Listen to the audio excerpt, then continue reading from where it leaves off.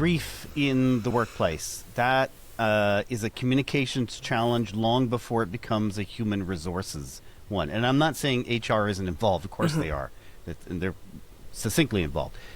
What does that mean to say that it's a comms challenge, and why is this distinction so important? Well, when someone experiences a loss, the first challenge that shows up is a human one, not an HR policy one. And the moment where a colleague returns to work, people aren't sure what to say, how to acknowledge the loss, how to support them in those early days, early weeks, and even early months.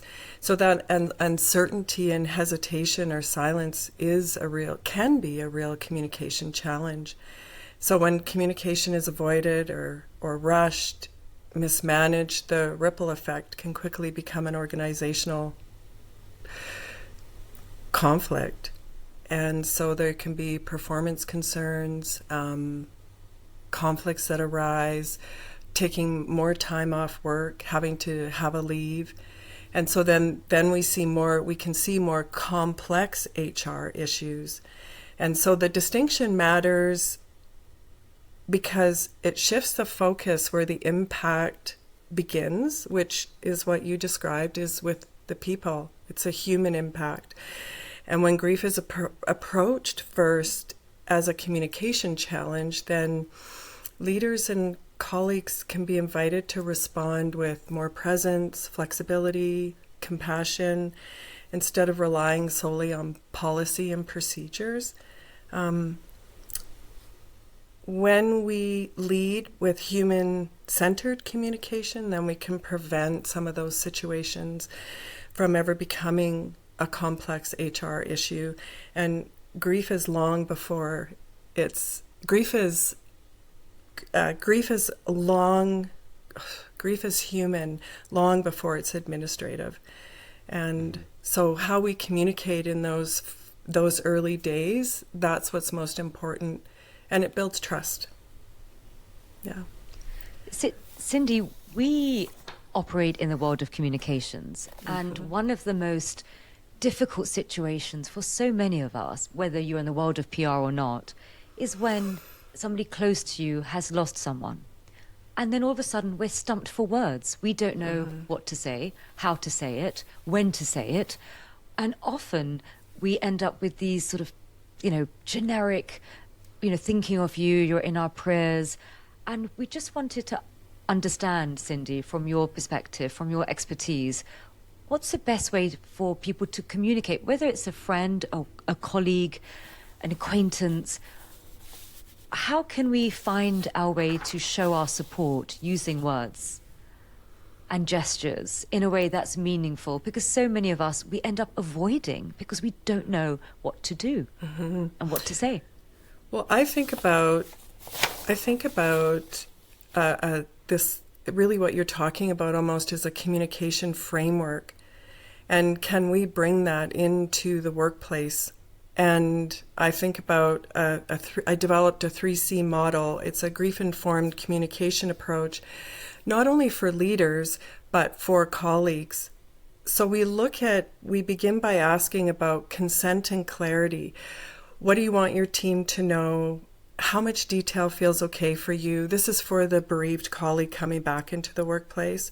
And how would you like that information shared? Would you like it emailed? Do you want us to have a meeting, or do you want us to share it individually? And this can prevent assumptions and protects emotional boundaries, and it sets a respectful tone for everyone involved. And one thing that I would even say is more important is this cultivating grief competency. So this is the grief literacy. And I strongly recommend for leaders to gather their team and talk about briefly to understand what to expect and notice. And then this helps us become more comfortable with language. So if we look at when you're bereaved, you're impacted physically, cognitively, emotionally, spiritually, and socially. And so there are things like reduced focus for cognition, forgetfulness, slower processing. Physically, we're exhausted. There's fatigue that shows up. And socially, there can be strained interactions, shifting identity for the bereaved colleague, and then questioning beliefs under that spirituality. So when we can start to expand our grief literacy, then it begins to support how we are connecting with the colleague that comes in. So helpful language can be things like, say the person's name, if that feels okay. And if it's a partner loss or a spousal loss, I'm thinking of you, and I just can't imagine what it's like since your husband Dan died. Using the person's name or a sibling loss, that is very helpful. Asking gentle, manageable questions. How is your morning going? Instead of, that's a nice replacement, instead of how are you? So bringing it down into really concise, how's your afternoon going?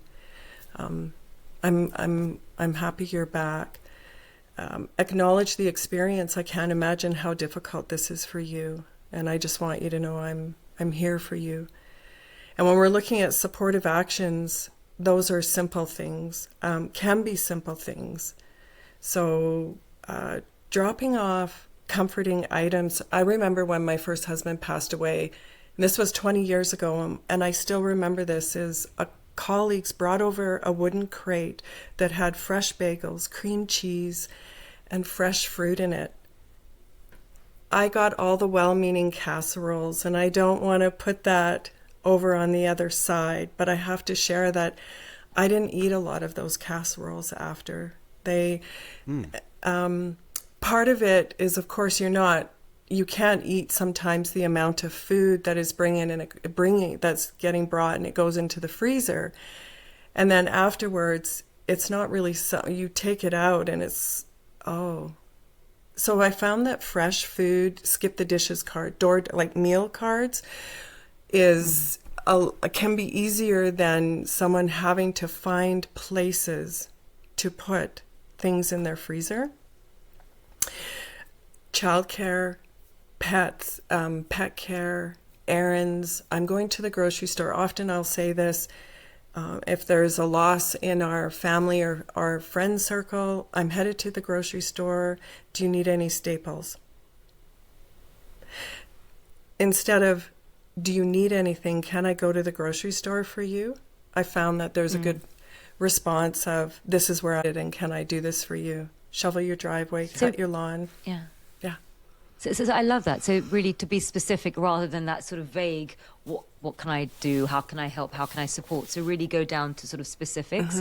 And also I love the learning that we just, you generously shared with us, that it's really about not asking these big, wide open questions, but sort of narrowing it down again. So for instance, how's your day? How's your afternoon? How's your morning? So into sort of manageable questions, because as you said, grief can cognitively impair, and you don't want these big, blousy questions. You actually want small, bite-sized gestures, small, bite-sized questions, rather than tackle these huge sort of questions. That's really interesting, Cindy. It's difficult because I think of when we come into an office, we get an evacuation procedures. And what if we had in our office a manual that talked about how to respond to a bereaved colleague, put it into your friend, you begin to get that literacy of, if you know that some people dive right into work and they may not want to talk about their loss, that would be what we would call a thinking style griever. That's somebody who processes through thinking. So they may not be talking so much about their loss. You likely won't see tears or a sad face. And if you're a feeling style griever, then you will be somebody who, think of somebody who wears their heart on their sleeve, and you'll want to talk about your loss, and you'll know that they're sad, and likely they'll have tears. They'll be able to show their emotions in public, and both are right. And this is from Kenneth Doka's work in the late 90s. He actually came up with these two styles of grievers. And of course, you can oscillate between the two. So what would it be like if we as human beings were more equipped? And then would we be able to feel a little more comfortable, not so awkward, not so afraid to, want to sideline the loss or bright side it?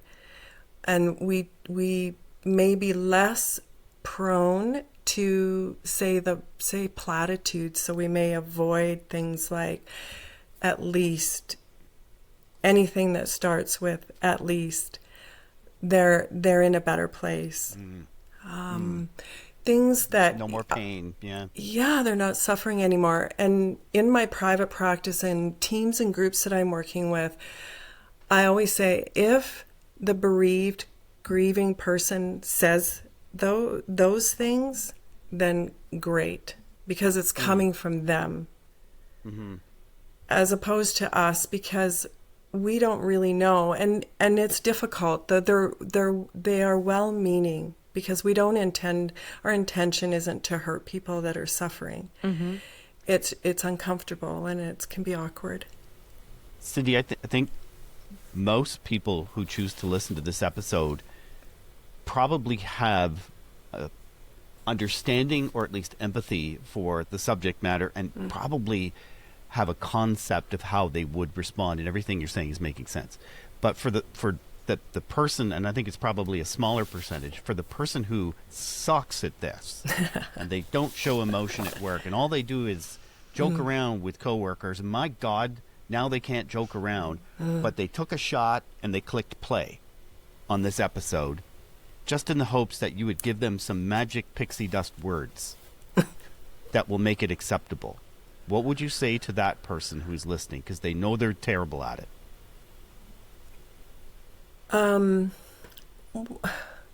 Pixie dust words. Well, I think part of that is, I'm really sorry for your loss.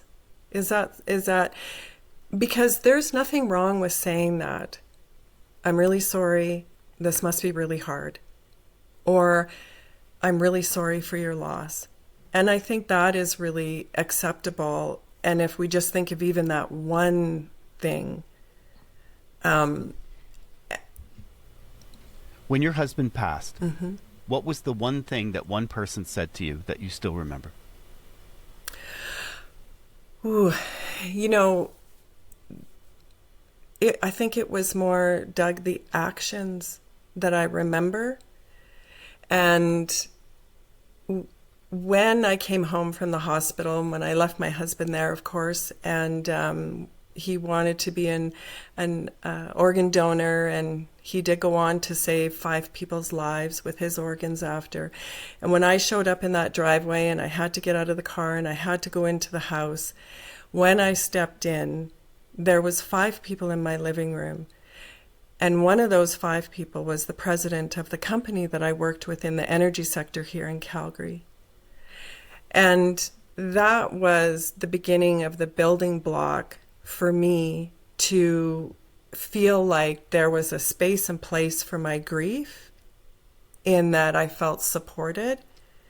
And I know that every leader and president of a company cannot do that. But I think there are things we can do that make that difference in somebody's life. And for me, I found that I probably had more of the platitudes, because at that young age and in that age group and demographics, I think it was harder for people to relate to that kind of loss, because we were, of course, so young.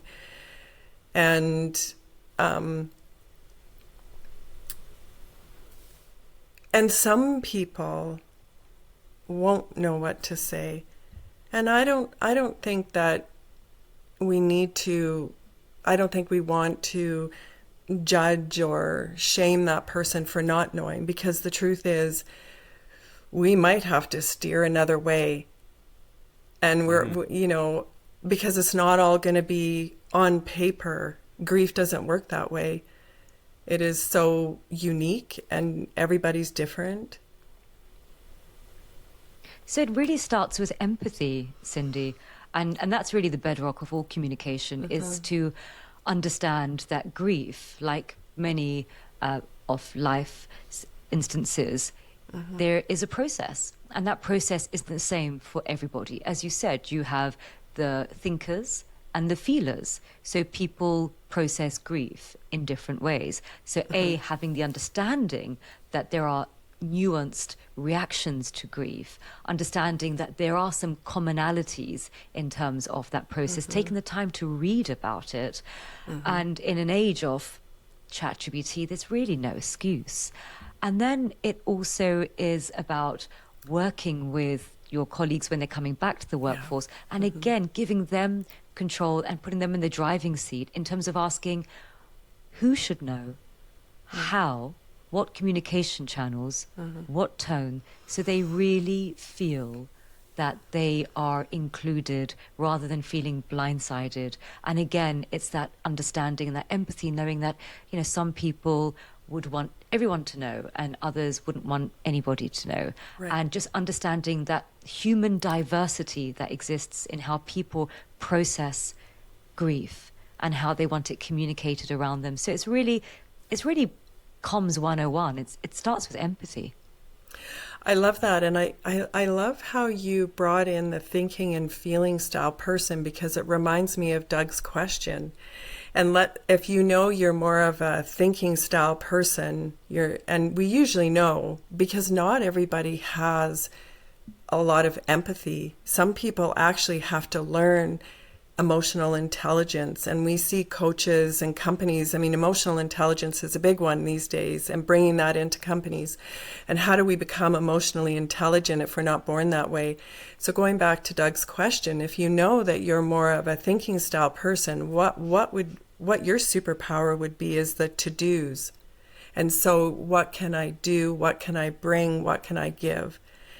And if you're, you know, the feeling type person, style person, and you have that emotional intelligence, you would maybe be the one that could bring naturally that empathy. And so that's really, really important. And thank you for, you know, sort of wrapping it up so beautifully like that. And also, I think it's also about being compassionate and generous. So if it's not your natural style, but, you know, your friend or your colleague just needs you to switch styles a bit, then, you know, lean in and listen. Because actually, I think that's the ultimate of love, is taking yourself out of your natural comfort zone and just being and shape-shifting into the person that the other person needs for that moment, for that comfort. Yeah, absolutely. Yeah. If you're not a hugger, be a hugger. Are we allowed? Yeah, that's... Well, you're not. Yeah. Oh, come on. See, that's sexism. We can. Thanks for your time today, Cindy.